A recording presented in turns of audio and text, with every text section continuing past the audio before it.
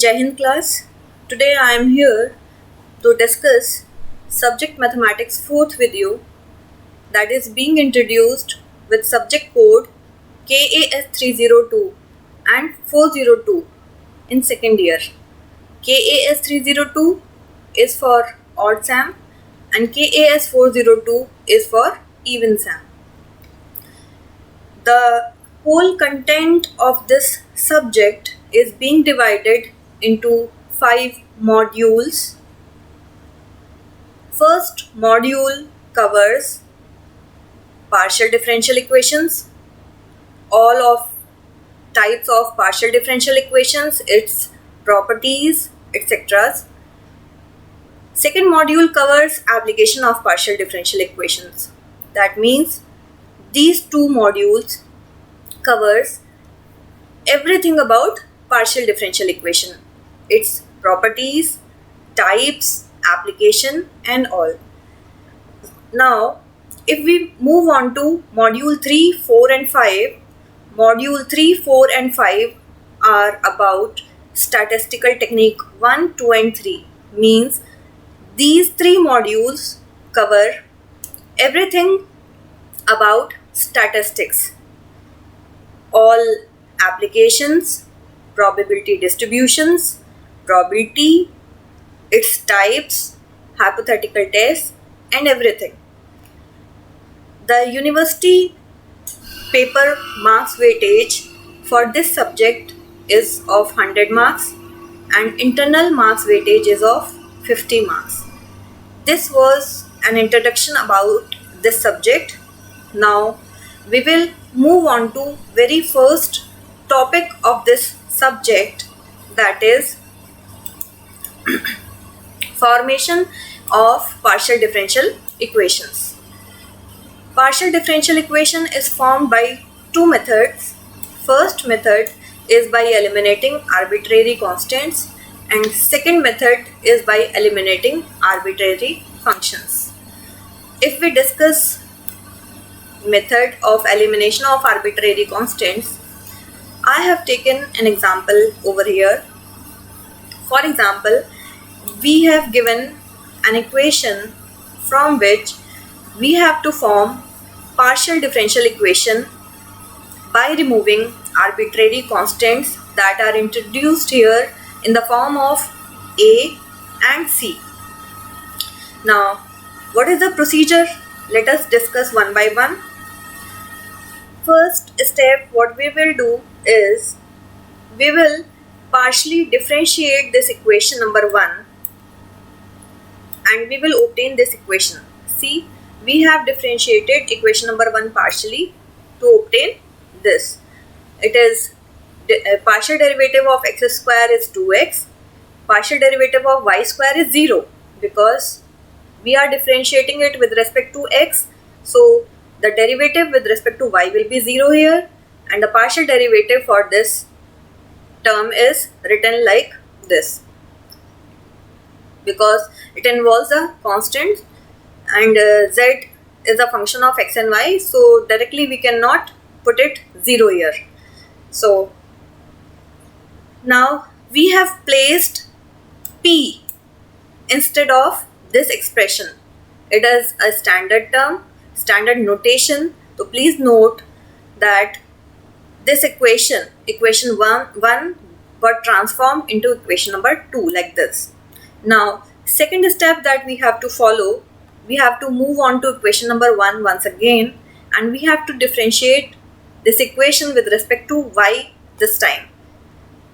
Similarly, as we have obtained equation number 2, in similar manner we will move on to first this equation and then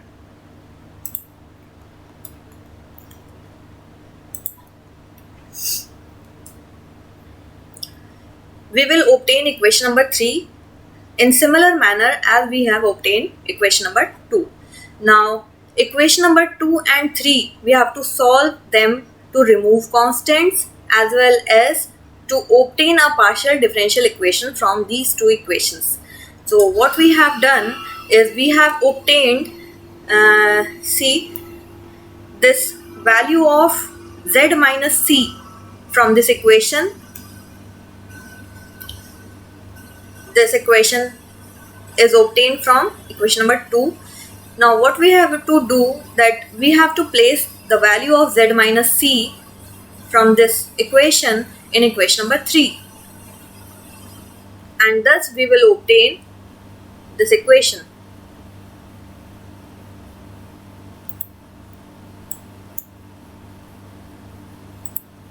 So thus we obtain this equation, means in this equation we have eliminated all arbitrary constants. That means a and c are not visible here, as they are eliminated itself from the procedure, and the partial derivatives are being introduced in the form of p and q.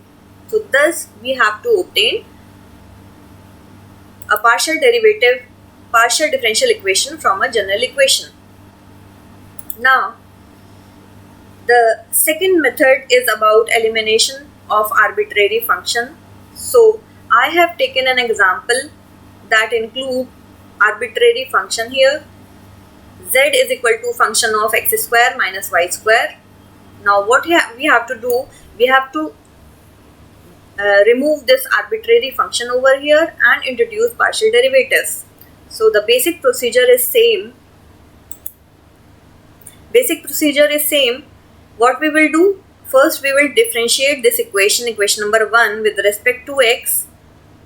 So we will obtain this, and next we will differentiate this equation again with respect to y, and we will obtain equation number 3. Thus we are succeeded to obtain equation number 2 and 3.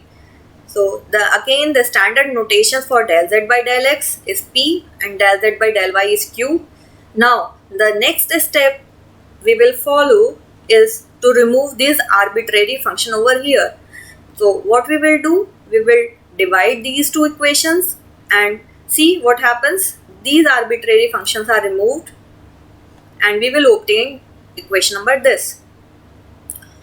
So this is the equation that we have obtained from this equation number 1 by removing arbitrary function and introducing partial derivatives. Now the next topic that I will cover in this presentation is linear and non-linear partial differential equation of first order. These two contents are very important topics of partial differential equation: linear and non-linear partial differential equation of first order. Linear partial differential equation covers Lagrange's equation, and non-linear partial differential equation covers Charpit's equation. So in today's slide we will discuss linear partial differential equation, and that will cover Lagrange's equation. So first we will discuss the working rule. The working rule for Lagrange's partial differential equation is, this is the basic standard form of partial differential equations of Lagrange's equation.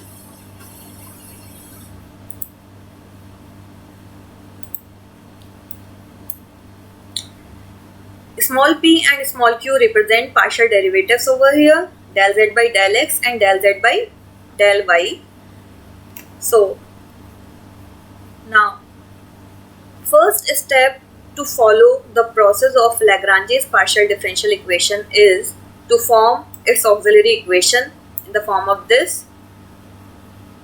We will place like dx upon p. P is the coefficient of small p, that means del z by del x. Dy upon q. Q is coefficient of this small q is del z by del y, and r can be some function of x and y that will be placed over here. Now after obtaining this auxiliary equation, we will solve this auxiliary equation either by method of grouping or by method of multipliers. The selection will be based on the form of question. What its requirement is. If we can solve the equation by method of grouping, we will solve the question by method of grouping. If in the question the method of grouping fails, then we will opt for the method of multipliers, and thus we will be successful to obtain two equations of like this, of form this, and finally we will place it in the form of either this equation or this equation. This is the general solution of Lagrange's partial differential equation.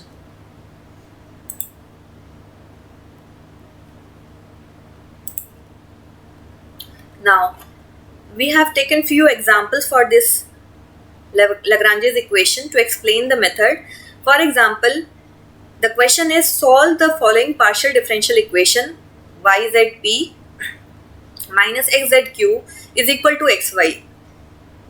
First, we have to recognize whether it is the form of linear partial differential equation that matches with Lagrange's PDE or not. If we are succeeded to search that this is the form of linear partial differential equation, then we can move on to this method, that is Lagrange's partial differential equation solution. Now what we have to do, first we will form auxiliary equation from the given equation. This was the formula where I have already discussed before that capital P is the coefficient of this small p. So we have to place this yz in place of p. So we will form this auxiliary equation according to the rule of Lagrange's partial differential equation. After placing these values in this form, we will select the method of grouping or method of multipliers. See, what is the method of grouping? In method of grouping, we just choose two equations one by one. For example, if we choose these two equations and try to solve them, we see that this z is eliminated by this z, and we are left with this equation, and this equation can be easily solved by integration. This equation can be easily solved by integration. On integration, we will obtain an equation of form this.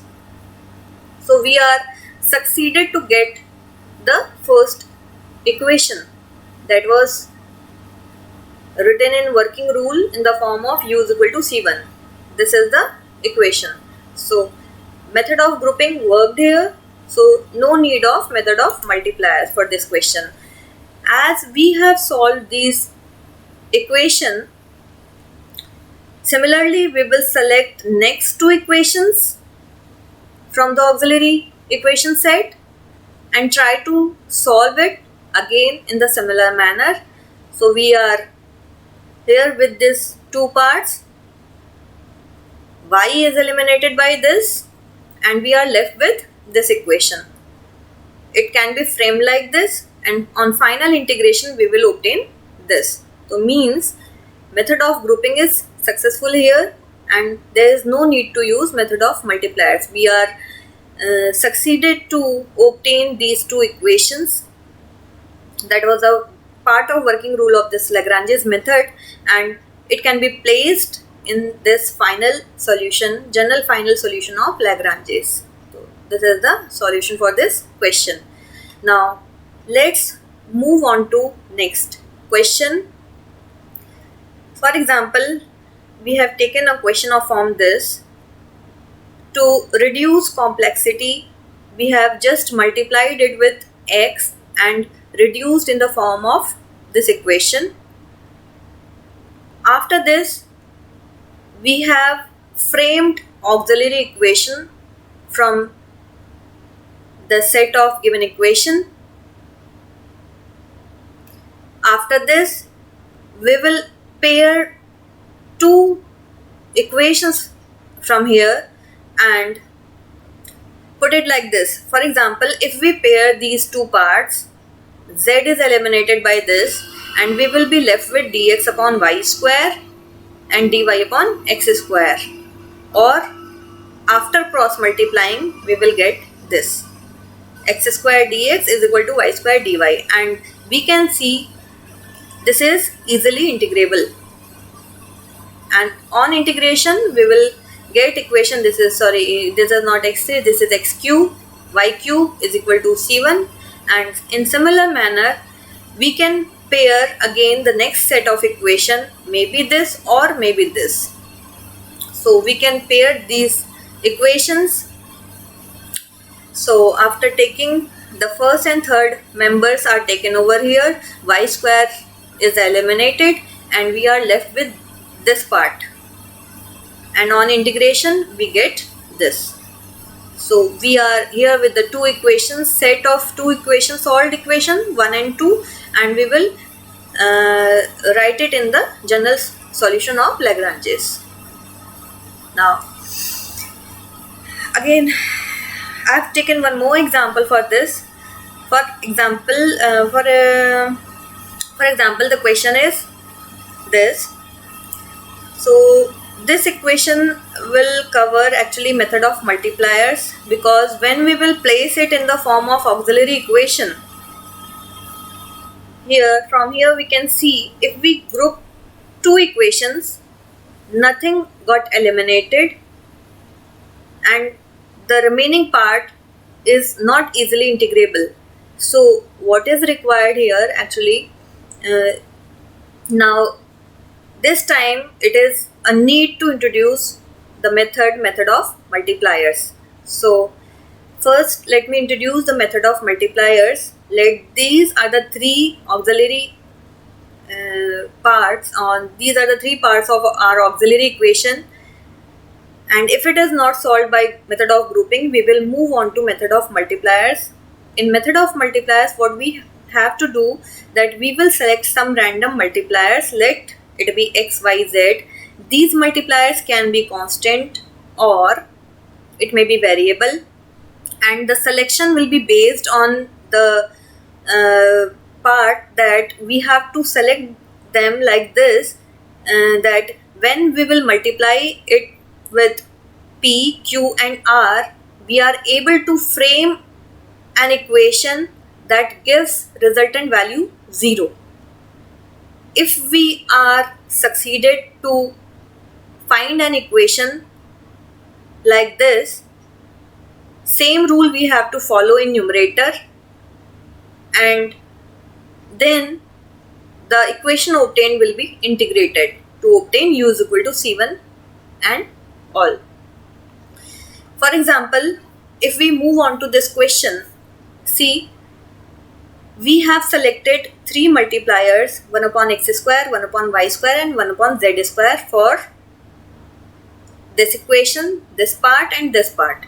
Means 1 upon x square will be multiplied by this, 1 upon y square will be multiplied by this, 1 upon z square will be multiplied by this. And after doing this, if we add these three parts, we can obtain a 0. We are succeeded to get a 0. If we are succeeded to get a 0, same multipliers, same set of multipliers we have to use in numerator.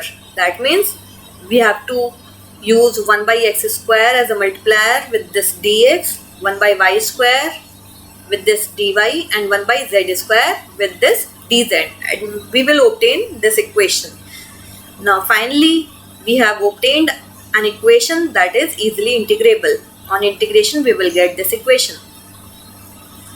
In similar manner, we have to obtain one more equation by choosing another set of multipliers that can give a different set of equation, like equation number 1. It should not be the same as equation number 1, it should be different from equation number 1. See, for example, we have selected a set of multipliers 1 upon x, 1 upon y and 1 upon z for these three parts. So what we see, when we multiply 1 by x in this, 1 by y in this, 1 by z in this, and on adding we are again succeeded to get a 0. So if we are succeeded to get a 0, same multipliers in similar manner, similar pattern we will use in numerator, and we will obtain an equation like this. On integration, we obtain this, and finally we are succeeded to obtain equation number 2 that is completely different from equation number 1. So from 1 and 2, after putting them in general solution, we obtained this equation. Now one last example for Lagrange's linear partial differential equation is covered over here. For example, this equation I have taken to explain another pattern of method of multipliers. For example, we are here with the auxiliary equation. If we choose method of multipliers and select multipliers 1, minus 1 and minus 1, we see our denominator becomes 0. That is the target of this method. After obtaining this 0, same multipliers we have to use in numerator. So one equation can be obtained like this only. No problem is there.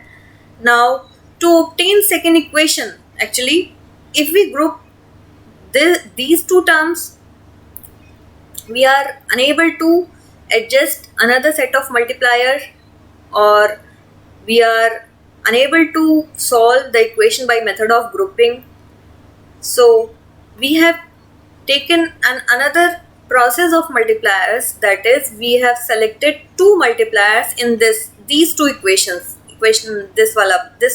Part 1 and part 2, we have taken two multipliers like x and minus y. After multiplying this in denominator term, we are succeeded to obtain this kind of equation. Now since this is not the complete solution and we are not here to obtain a 0, what is the process of multipliers is that is discussed here is, after taking set of multipliers in two equations, we have to adjust this equation such that we can solve it with the third part of the auxiliary equation. Means we have opted the method of multipliers in these two, and the resultant value we have solved with this third part, means this. So you can see here multipliers are x and minus y over here. After solving this denominator part, we are succeeded to obtain this, which can be easily solvable with the third part, that x minus y will be eliminated by this and the remaining part is easily integrable. On integration, we are succeeded to get this, and finally we are having our another equation, that is equation number 2. So at last we will group them or pair them in the general solution of Lagrange's, that is this. So I hope you are benefited by this video. Thank you class.